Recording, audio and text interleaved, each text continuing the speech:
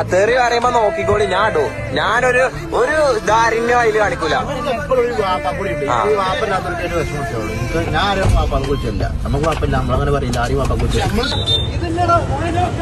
ഇതൊന്നല്ല, ഇതിന്റെ അപ്പുറം കേൾക്കുമ്പോ നമുക്ക് നിസാരമായിട്ട് തോന്നും. കാരണം പൊതുവെ എന്ത് നിസാര കേസുകൾക്കും ഈ സാധനമാണ് തൊള്ളിന്ന് പുറത്ത് വിട്ടുകൊണ്ടിരിക്കുന്നത്. അത് പറഞ്ഞ് തൊള്ളിയിൽ തയമ്പായി.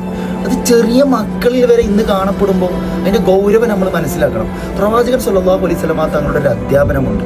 ഒരാളെ വാപ്പാക്ക് വിളിച്ചാൽ മൻസബ്ബ അല്ലെങ്കിൽ ശതമ ചീത്ത പറഞ്ഞാൽ, അതായത് ഞാനിപ്പോൾ നിങ്ങളെ ഒരാളെ വാപ്പാക്ക് വിളിച്ചു എന്ന് വിചാരിക്കും. ഞാൻ നിങ്ങളീ പെട്ട ഒരാളെ നായിൻ്റെ മോനേന്ന് വിളിച്ചു, എന്നാൽ അതെൻ്റെ സ്വന്തം വാപ്പാനെ വിളിച്ച മാതിരിയാണ് എന്ന്. നിങ്ങൾ ഫ്രീ മൈൻഡായിട്ടൊന്ന് ചിന്തിച്ചു വരുന്നത്. സ്നേഹം കൊണ്ടും വാത്സല്യം കൊണ്ടും ലാളന കൊണ്ടും നിങ്ങൾ ചെറുപ്പം മുതലേ നിങ്ങളൊരു നല്ല നിരയിലെത്തിക്കാൻ വേണ്ടി കഷ്ടപ്പെടുന്ന സ്വന്തം ഉപ്പാനെ ആരെങ്കിലും നായിൻ്റെ മോനേന്ന് വിളിച്ചോ? നിങ്ങൾ വിളിച്ചത് മറ്റൊരാളെ ഉപ്പാനെയാണെങ്കിലും മറ്റൊരാളുടെ ഉപ്പാനെ ഒരാൾ സബ്ബ ഇതുപോലത്തെ നായിൻ്റെ മോനെ ഇത്തരത്തിലുള്ള പദങ്ങൾ ഉപയോഗിച്ചാൽ അത് സ്വന്തം ഉപ്പാനെ വിളിച്ചത് പോലെയാണെന്നാണ് പ്രവാചകൻ പഠിപ്പിക്കുന്നത്.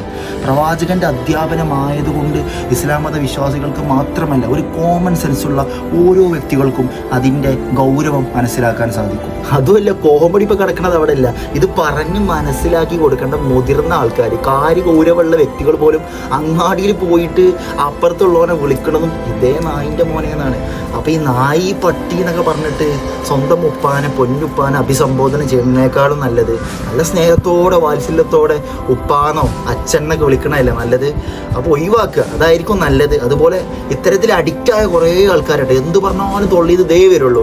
അങ്ങനത്തെ വീഡിയോ ഷെയർ ചെയ്യുക. ഒരാളെങ്കിലും അത് ഒഴിവാക്കിയാൽ അതിൻ്റെ ഗുണം നമുക്ക് എല്ലാവർക്കും പാടെയാണ്. ഇൻഷാ അല്ലാഹ്.